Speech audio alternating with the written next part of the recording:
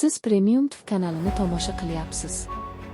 Bugungi kunning eng muhim va eng so'nggi dunyo yangiliklarini boshlaymiz. Videoni oxirigacha tomosha qiling va eng dolzarb voqealardan xabardor bo'ling. Qani, unda boshladik.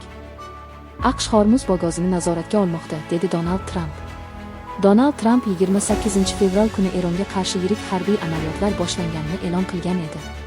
AQSh va Isroil Eronning harbiy obyektlari, hukumat binolari hamda infratuzilma inshootlariga keng ko'lamli zarbalar bergan.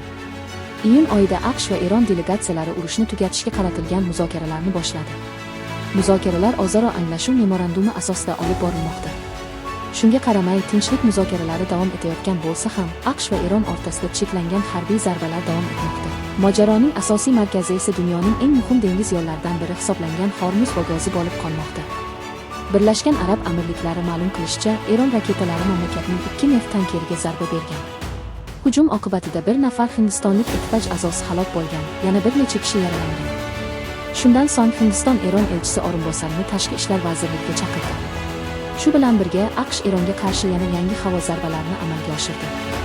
Eron ommaviy axborot vositalari Kesh va Qeshm orollarida, shuningdek Bushehr va Bandar Abbos shaharlarida kuchli portlashlar sodir bo'lganini xabar qilmoqda. Shu bilan bugungi kunning eng muhim yangiliklari yakuniga yetdi. Videoni yoqtirgan bo'lsangiz, like bosishni unutmang. Fikringizni izohlarda yozib qoldiring. Dunyodagi eng muhim va tezkor yangiliklarni birinchilardan bo'lib kuzatib borish uchun Premium TV kanaliga albatta obuna bo'ling.